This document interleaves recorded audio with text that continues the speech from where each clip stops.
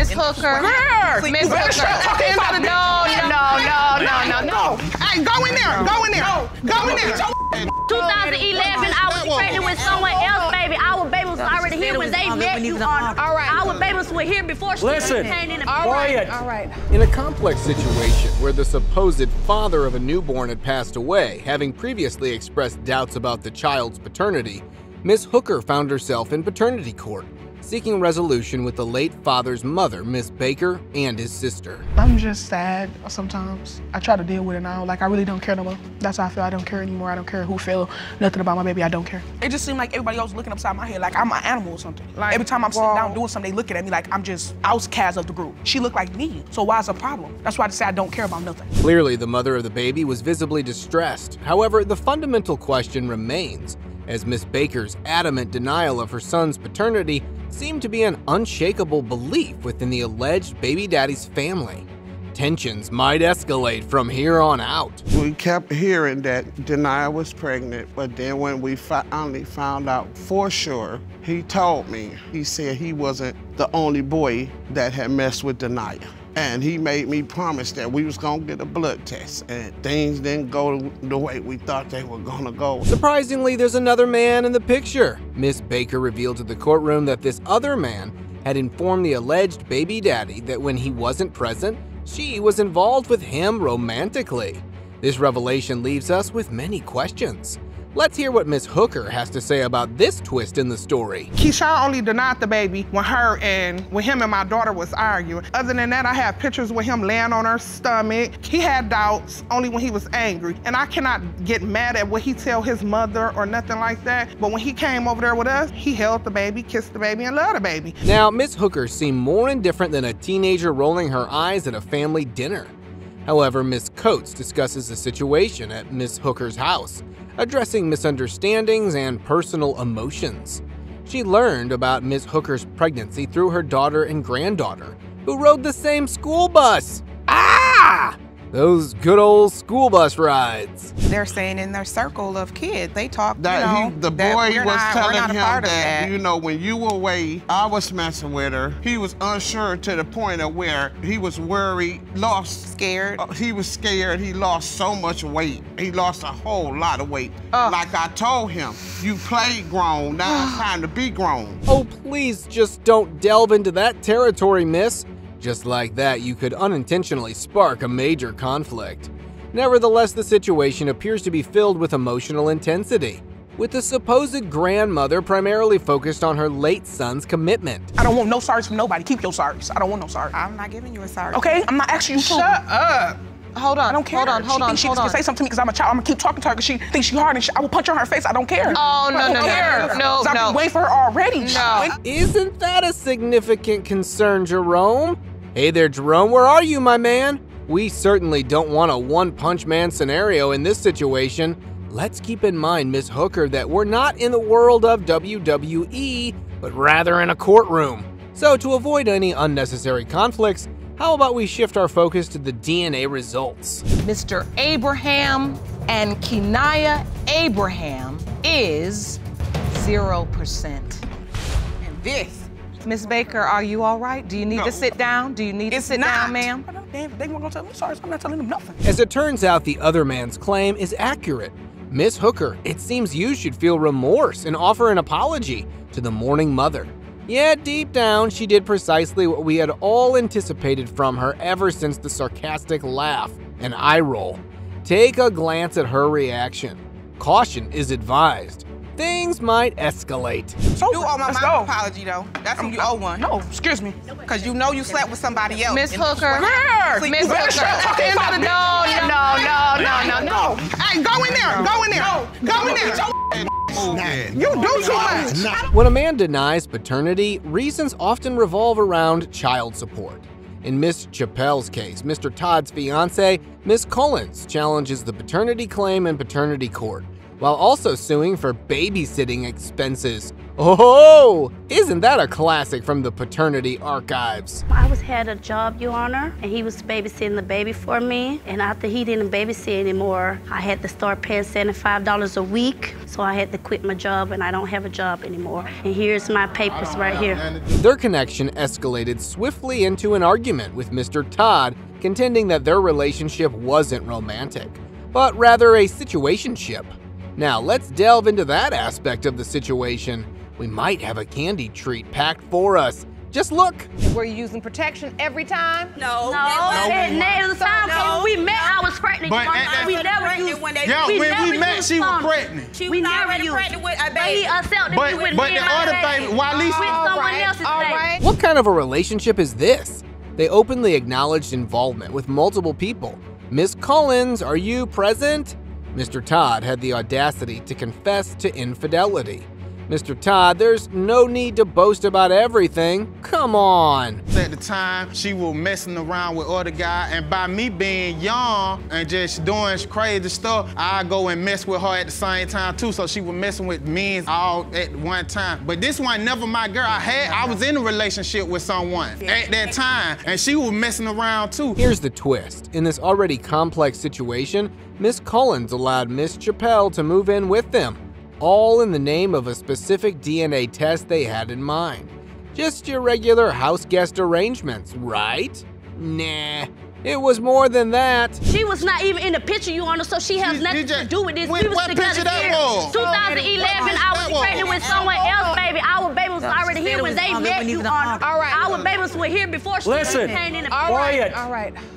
While that may sound reasonable, the situation becomes more intricate due to Mr. Todd's presence at the hospital during Miss Chappelle's delivery. The doctor made intriguing comments about the baby's resemblance. Will this detail be crucial in unraveling the paternity mystery? Once I got in there, the doctor said, who is the father? What one of y'all the father? I said, who it looked like. The doctor said, it looked like my friend. No, it said your On brother. God. It said it looked like his brother. On God. It said it looked On like God. his brother. No. He had his two brothers with him and said it looked like his brother. Let's get some order. Indeed, it's hard to justify that both the plaintiff and the defendant have been involved with each other and others. It's a complex situation. Let's return to the case where everyone has shared their thoughts, but the mess persists. What a mess! Messing with no baby mama. I'm messing with my girl who I with for 8 years. All right, listen, Not my baby mama. It's like y'all playing tic-tac-toe or something. I mean, you just here, there, everywhere. What? But this is his baby, he know it. All this shouting, can't we maintain some civility? The endless allegations are getting overwhelming. Let's shift our attention to the paternity results to change the atmosphere. How about that? So, here's the final verdict by your favorite paternity queen, Judge Lake. Mr. Todd, you are not the father. Oh. And you're smiling, Miss Chappelle? Yes, because at the end of the day, this is his child. What they did, they say, I ain't having sex with no one else. I know this the only man I was messing with at the time. Yep, I know it. In this dramatic paternity court episode, Miss Percy has called upon the experts to finally resolve the paternity dispute. She firmly believes that Mr. Gale is the father of her 26-year-old daughter. Yes, you heard that right, a 26-year-old.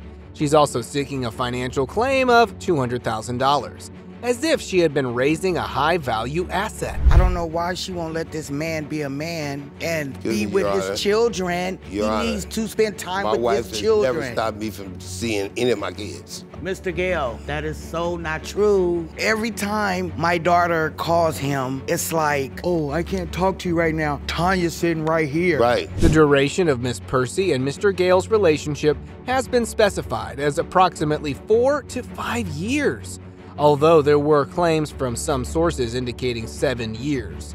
Prior to their marriage, these details do raise some questions about the timeline of events. We broke up a long time ago. We were still sleeping together. We slept together We were sleeping together the whole time you was with Tanya. No, we wasn't. We Yes, slept we together one time, Your Honor. He's still trying to sleep with. What? Whoa! Woo!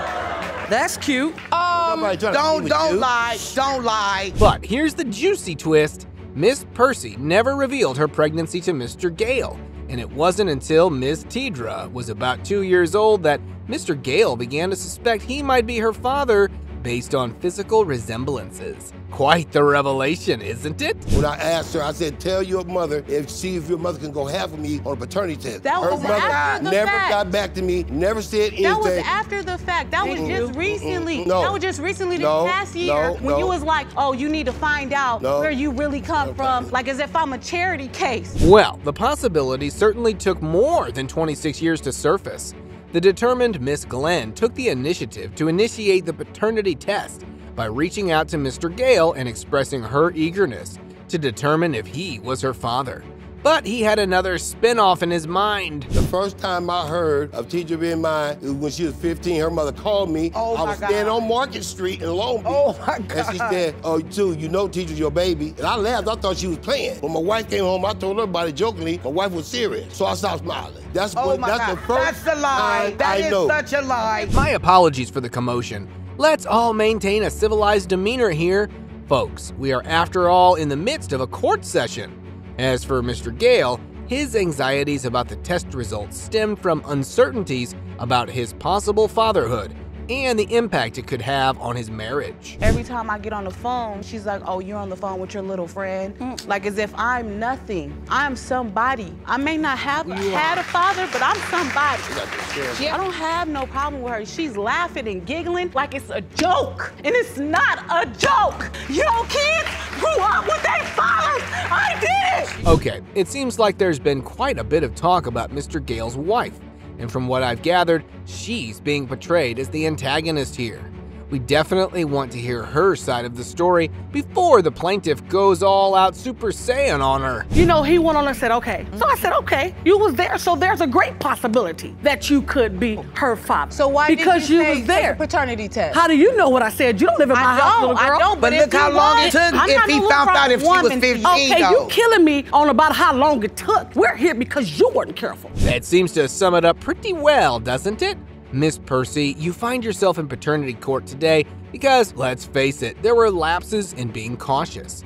So, on that note, how about we bring in the paternity experts to work their magic and reveal the results? Mr. Gale, you are not her father. Hear me, boo. Holla at your girl. Let's roll. What you talking? No problem. Yeah. I'm glad. You glad? Yes, I am. No. I've always been glad. You That's ain't why always you been never glad. knew it. You thought you was gonna have Mr. me back. Gale, please. Mr. Gale and Miss Percy, I can't hear any more of this. It appears that we were dealing with a genuine courtroom dispute here. Miss Mitchell and Mr. Jordan's first encounter dates back to when she was just a child, learning to tie her shoes, while he had a different kind of tie to his alleged child support obligations. This certainly resembles a complex paternity case. I came here to see if he is my biological father because I lost my mother a year ago from breast cancer. I just want to fill that void. I don't have no one else. It's just me, and I just want to make sure that he is my father, and I just want closure. I understand. I lost my mother as well to breast cancer, and I couldn't imagine, ma'am. This individual abruptly ceased his support, leaving the woman in a difficult situation. It's hard to believe it's not your responsibility, but showing some compassion would be appropriate. Nevertheless, Miss Mitchell asserted that Mr. Jordan initially recognized her as his daughter and began providing child support. So, what's the reason for his subsequent denial? Wanted me to adopt her, so I changed my living conditions, bought bedroom furniture, got her set up to go to school and everything. I was gonna adopt her, but her mom reneged on it when it was time to go to court, and I never heard from her again. 4 years after I found out she even existed, and I tried to see her at least twice a month, but her mom wouldn't allow that. The source of doubt appears to be the one-night stand and the significant gap in time between the baby's birth and the reconnection between Miss Mitchell and Mr. Jordan. The defendant has made an interesting attempt to distance himself from Miss Mitchell, which some might find amusing. Did you stand there with her? Yes, Yeah, I he did. stood there with me. He stood there with me as I was doing my own breaks. He made sure that all the books were so-called tightened up. I left, went to work the next day. My brakes came off on the freeway. Wow. Yes, I was scared. I didn't know what to do. It's hard to tell if it's amusing or concerning, but the notion of having no brakes in a car seems like an all-or-nothing approach. However, one intriguing detail stands out. Mr. Jordan only learned about the child when she was 7 years old. Yet it's worth noting that the plaintiff had her own reservations and uncertainties. Talk to me about your dogs. For one, I don't look nothing like them. Hello? They Amazons. Me? I'm short. I'm only 4'8". They up there around 6'2" or something like that. Then secondly, my birth certificate don't even have his name at all. I don't have his name, nothing. So you're not listed on the birth certificate, and also sir. his mother even doubted me. According to the plaintiff, she expressed feeling like a mere punchline to Mr. Jordan. He entered her life later, but never demonstrated any care or empathy for her emotions. It raises the question, Dad, what were you thinking? His involvement could have brought some form of resolution and comfort to the distressed woman already. Because just like when she said she got married, I knew nothing about this. Oh my God. Okay? Yes, she did. She the one who called you talking about, she wants you to walk you down the aisle. He came over to my house and was like, oh yeah, you want me to walk you down the aisle? I said, no, I'm gonna have my grandfather walk me down the aisle. Ms. Wagner, being the eldest daughter, remained unaware of Shanti's existence for a significant period and harbored suspicions regarding Shanti's parentage. In this paternity court case, as is often the case, every witness seems to bring something intriguing to the table. Let's delve into that aspect now. Did you know growing up that you potentially had a sister? How did you regard Ms. Mitchell growing up? I'm the first one. Of course she always thinks she first. I am the first one. We don't know nobody else. Whatever, Girl, stop whatever. This is fake right here. All this, that's all fake. What you are she is fake. not like that. That is all fake. It seems like something significant has been stirred up. In my view, the young girl may have simply desired some attention from the supposed father and the family. Before they all get caught up in another heated argument, why don't we consider following the DNA testing route to resolve this paternity dilemma once and for all? Mr. Jordan, you are her father. What do you feel, Ms. Mitchell? I guess I just want him to treat me better as a daughter. Okay.